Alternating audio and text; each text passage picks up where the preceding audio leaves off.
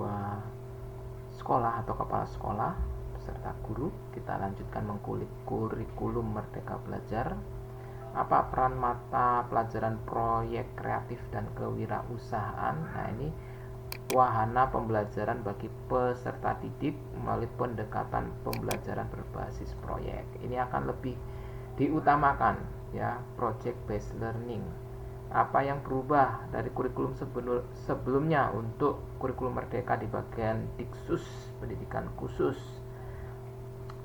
Penggunaan capaian pembelajaran yang setara dengan KIKD pada kurikulum 2013.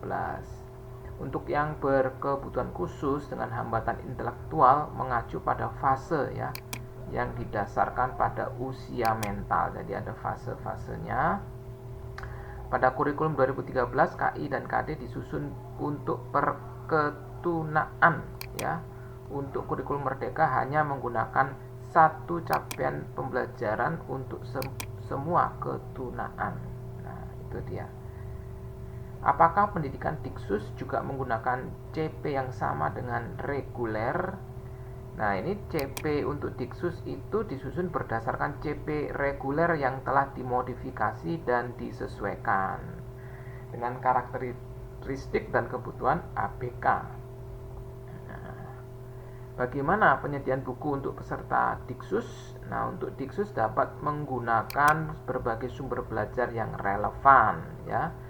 Untuk yang telah disediakan oleh pemerintah ini adalah panduan guru yang terdiri dari panduan pelaksanaan pendidikan inklusif, panduan pelaksanaan program pembelajaran individual, dan panduan asesmen serta pembelajaran Diksus.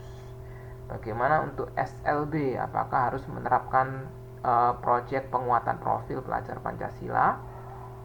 Nah, peserta didik berkebutuhan khusus menerapkan proyek penguatan profil pelajar Pancasila dengan mengusung tema yang tidak berbeda dengan reguler. Hanya saja kedalaman materi dan aktivitas bisa disesuaikan.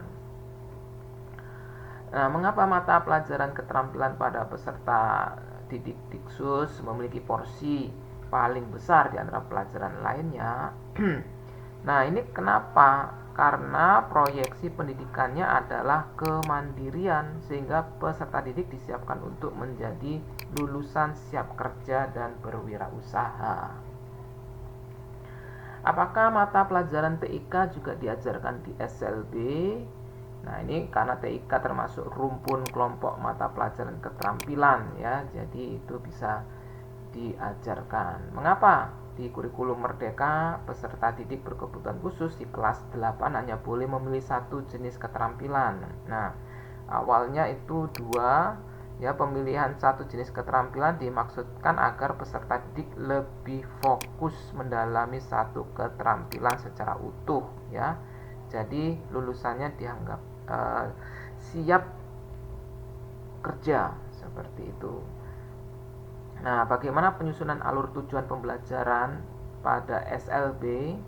Ini sama dengan satuan pendidikan yang reguler ya. Pembedanya adalah untuk penyesuaian untuk anak dengan hambatan intelektual itu diturunkan ATP-nya.